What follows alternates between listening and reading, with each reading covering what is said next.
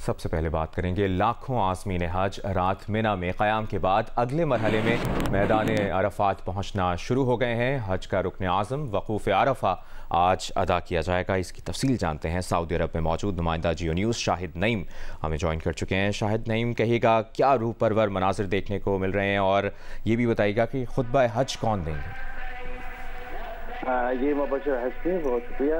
हज के रुकन आज़म की अदायगी के लिए लाखों आज़मीन मैदान अरफात पहुँचना शुरू हो गए हैं और फजर की नमाज के फ़ौरन बाद ही रवाना होना शुरू हुए थे और जहाँ वो ज़ुहर और असर की नमाज़ें क़स्र और जमा की सूरत में अदा करेंगे और खुतबा हज सुनेंगे। हजाज सारा दिन मैदान अरफात में इबादत इलाही में दुआएं करते रहेंगे और दुआएं और उसके अलावा सलावत अफ़्तार और तौबा इस्तग़फ़ार में गुजारेंगे। सूरज ग़ुरूब होने के साथ ही वादी मुज़दलिफ़ा की जानिब वो रवाना होंगे और तफ़सीलात के मुताबिक सऊदी अरब से फ़रीज़ हज की अदायगी के लिए आने वाले लाखों आज़मीन जो है काफ़िले उनके काफ़िले बसों और मशायद ट्रेन सर्विसेज के ज़रिए पहुँच रहे हैं यहाँ पे मैदान अरफात में। और सऊदी इंतज़ामिया की जानिब से जो है अल-रहमा पहाड़ पर चढ़ने और उतरने के लिए रास्तों को जुदा किया गया है ताकि आमद रफ्त में आसानी हो, किसी दुश्वारी का सामना न करना पड़े। रात के आखिरी पहर जबल रहमा में पहुँचने वाले हजाज दुआओं में मसरूफ़ रहे और जबकि हजाज की बड़ी तादाद मस्जिद नमरा जो मैदान अरफात में है, सबसे तारीखी मस्जिद जो एक दिन के लिए आबाद होती है, इस मस्जिद नमरा में पहुँचे हैं जहाँ वो आज खुतबा हज सुनेंगे और नमाज अदा करेंगे। और शदीद गर्मी से बचाव के लिए क्या इंतजाम किए गए हैं? मुबशर इसके लिए ख़ास तौर पे इन्होंने बहुत जगह जगह बड़े लंबे साइज़ के पाइप जो हैं खंबे नुमा वो उन्होंने नस्ब किए हैं और उसमें से खुदकार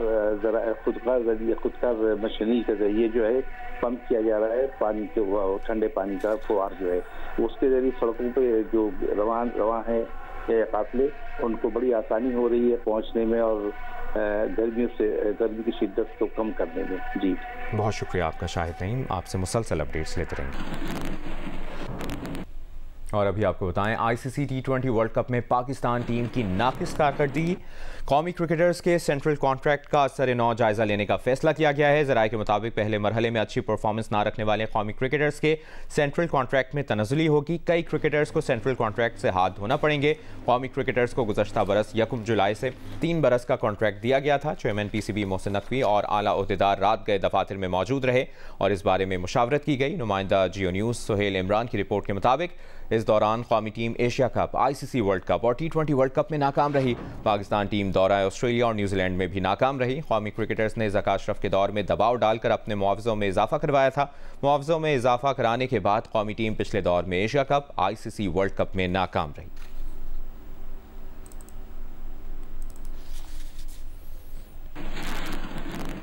आज से पेट्रोल की कीमत में 10 रुपये 20 पैसे फ़ी लीटर की कमी कर दी गई है। वज़ीर-ए-आज़म ऑफिस के मुताबिक पेट्रोल की नई कीमत 258 रुपये 16 पैसे फ़ी लीटर होगी। डीजल की कीमत में 2 रुपये 33 पैसे फ़ी लीटर कमी कर दी गई। डीजल की नई कीमत 267 रुपये 89 पैसे फ़ी लीटर होगी। 1 जून को हुकूमत ने पेट्रोल की कीमत में 4 रुपये 74 पैसे कम की थी।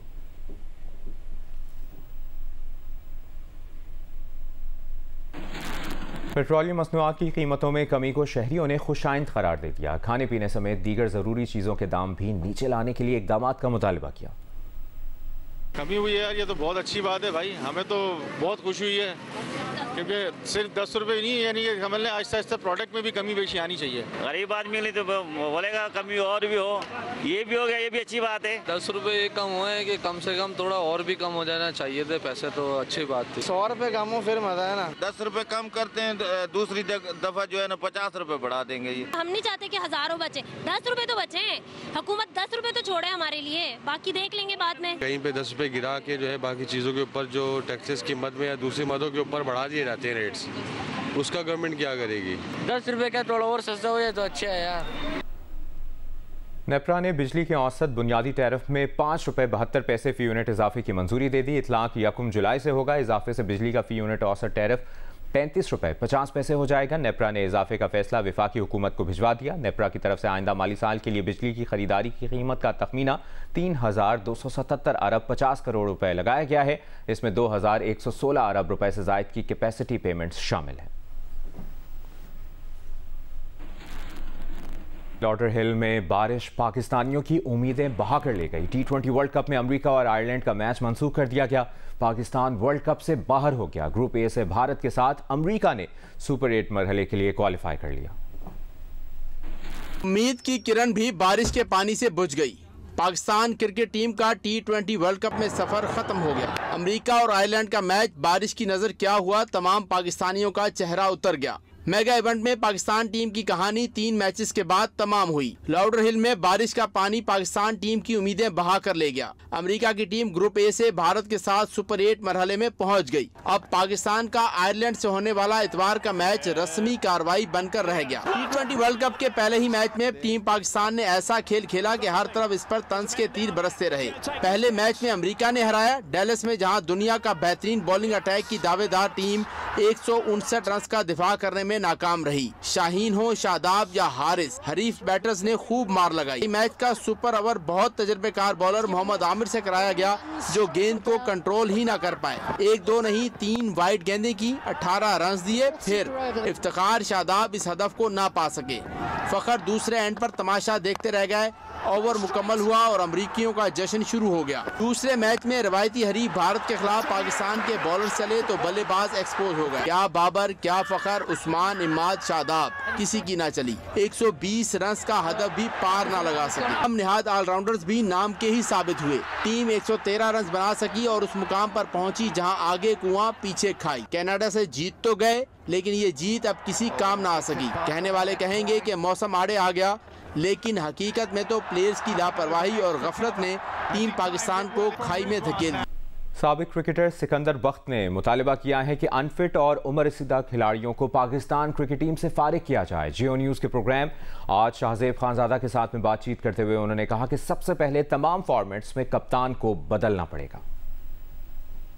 देखो भाई, आप समझते हैं एक नई टीम बनाने की हमें वाकई जरूरत है? देखिए, जरूरी नहीं है कि पूरी टीम चेंज हो जाए। उसमें जो अच्छे लड़के हैं उनको जरूर रखें। हमारे फास्ट बॉलर कुछ अच्छे हैं, मगर जो लड़के की उम्र हो गई है, जो लड़का अनफिट हो गया है, उसको आप फारिग करें। उसको कहें आके डोमेस्टिक क्रिकेट करो, फिट हो तो तुम्हें लेंगे। नहीं, नई टीम में सबसे पहले तो कप्तान को आपको बदलना पड़ेगा। You have to change the captain for all the format. और डोमेस्टिक क्रिकेट के जो अच्छे परफॉर्मर्स हैं, आप उनको जरूर सेलेक्ट करें। बहुत सारे लोग होंगे जो आपको बहुत सारी चीजों से इस टाइम पे रोकेंगे कि नहीं, आपने उछाड़ पिछाड़ नहीं करनी है। लेकिन मसला ये है कि अगर आपने सारों को नहीं निकाला और अगर आपने बीच में से वो टोले से 2-3 लड़के भी छोड़ दिए, तो फिर जिनको आप निकालेंगे उनके साथ ज्यादती हो जाएगी।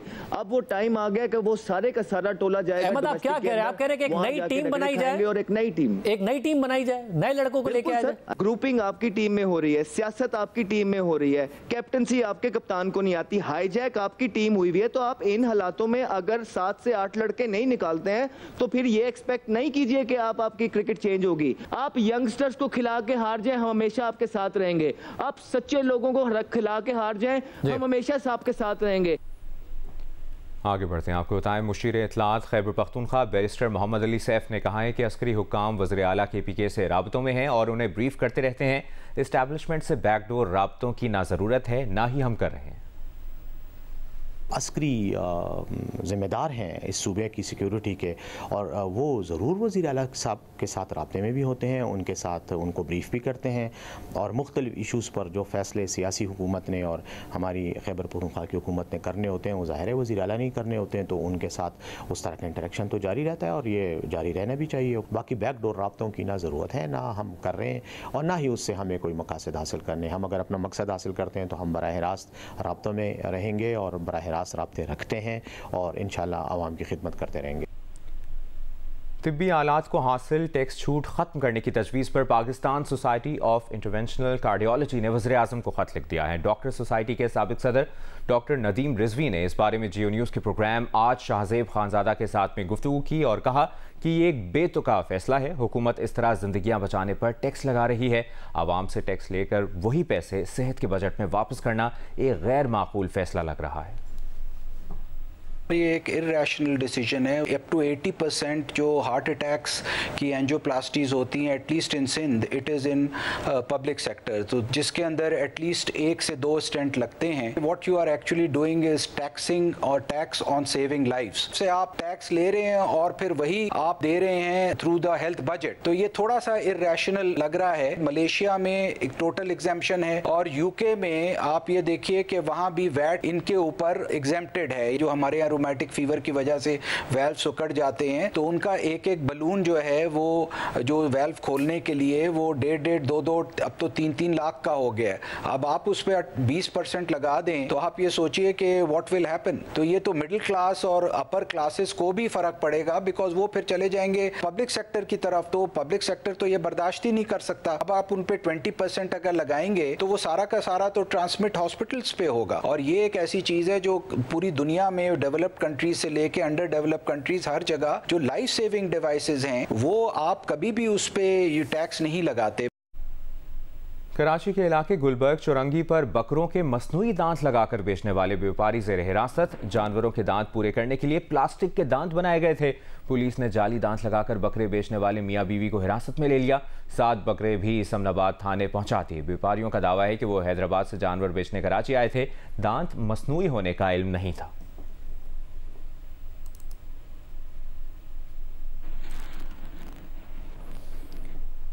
पेशावर में एक शहरी ने ईद उल अजहा के मौके पर कुर्बानी के लिए सुल्तान नामी तगड़ा बैल पाल रखा है। इसकी तफसील बता रही हैं महानूर राहत। जी सुन्नत इब्राहिमी की पैरवी करने के लिए पेशावर में एक जानिब कुर्बानी के जानवरों की खरीदो फरोख्त का सिलसिला जारी है, जबकि दूसरे जानिब ऐसे शहरी भी मौजूद हैं जिनको कुर्बानी के जानवर खरीदने के लिए मंडी जाने के चक्कर नहीं लगाने पड़ रहे हैं, क्योंकि इन्होंने अपने घरों में कुर्बानी के लिए जानवर पाल रखे हैं। हमारे साथ ऐसे शहरी मौजूद हैं जिन्होंने कुर्बानी के लिए तगड़ा बैल पाल रखा है। इसका खुराक जो है सुबह के टाइम इसको मैं दूध देता हूँ, उसके बाद जो है ना दोपहर के वक्त इसको टोका शोका चारा वगैरह डालता हूँ। उसके बाद रात को जो है ना इसको जो चन्ना और मकई इकट्ठे करके इसको हम डालते हैं। जी इनको बैल की 27 लाख की ऑफर हुई है, ताहम इन्होंने जानवर को फरोख्त करने की बजाय अल्लाह की राह में खुद ही कुर्बान करने का फैसला किया है। हैदराबाद में व्हाइट बादशाह बकरे ने धूम मचा रखी है। व्यापारी 6 मन बकरे की कीमत 30 लाख रुपए मांग रहा है। रिपोर्ट कर रहे हैं हामिद शेख। हैदराबाद के इलाके फुलेली में इन दिनों व्हाइट बादशाह की धूम मची हुई है, जिसकी फरोख्त के लिए न सिर्फ स्टेज को फूलों की सेज से सजा कर रखा गया है, बल्कि रंग बिरंगी लाइटें और म्यूजिक के शोर में सफेद बादशाह को देखने के लिए दूर दूर से लोग आ रहे हैं। खुश खुराक बकरे के खाने पीने के शौक भी निराले हैं। व्हाइट बादशाह के मालिक मोहम्मद फारूक का दावा है कि व्हाइट बादशाह का वजन तकरीबन 6 मन है और कीमत 30 लाख रुपए मुकर्रर की है। वजन इसका 5 मन से बाहर और 6 मन के अंदर अंदर है भाई। इसकी डिमांड भाई 30 लाख रुपए रखी है हमने। इसको तकरीबन 5 किलो दूध पिलाते हैं, 1.25 किलो दाना है, 8-10 किलो घास खिलाते हैं इसको, और तेल मक्खन वगैरह इसको खिलाते रहते हैं, मसाला ये कुछ ना कुछ देते रहते हैं सारा दिन। व्हाइट बादशाह को खरीदने की ख्वाहिश रखने वाले और तारीफ सुनकर देखने वालों का तांता बंधा हुआ है। लोग इसकी खूबसूरती और वजन से मुतासिर होकर इसे अपने कैमरे में महफूज कर रहे हैं, तो कोई भाव ताव कर रहा है। 30 लाख रुपए डिमांड मार रहा है। माशाल्लाह है, मैं तो बोल रहा हूँ हैदराबाद में इससे बड़ा वो कदावर बकरा मैंने अभी तक देखा नहीं है। ये मैंने मुनासिब लगा देंगे तो मैं ले लूँगा। ये मेरे को अच्छा लगा,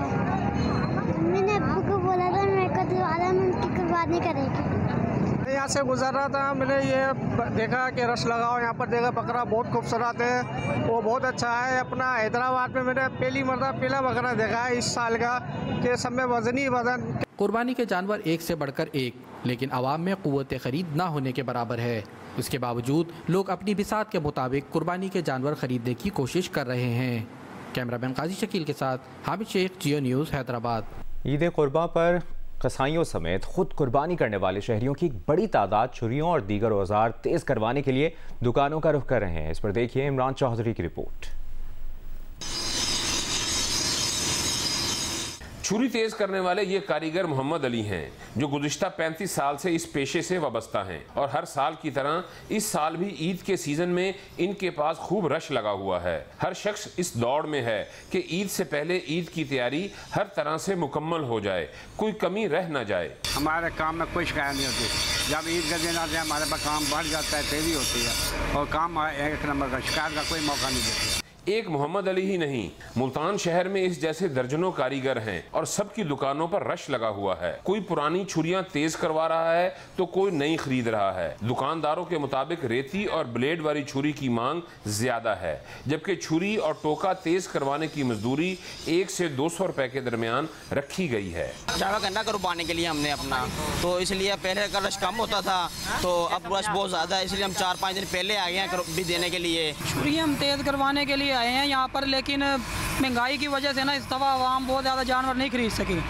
फिर भी अल्लाह पाक ने हिम्मत दी है, तौफीक दी है, इंशाल्लाह अल्लाह दे रहे हैं हमें, हम करवा रहे हैं छुरियाँ भी तेज। छुरियां तेज करने के कारोबार के साथ ही लकड़ी की खोड़ी फरोख्त करने वालों का भी काम खूब चमक उठा है। ईद जहां हमें कुर्बानी का दर्स देती है, वहीं इस ईद कुर्बान के बाइस मुआशी सरगर्मियां भी अपने अरूज पर पहुंच जाती हैं। कैमरामैन अयूब कुरैशी के साथ इमरान चौधरी, जियो न्यूज़, मुल्तान।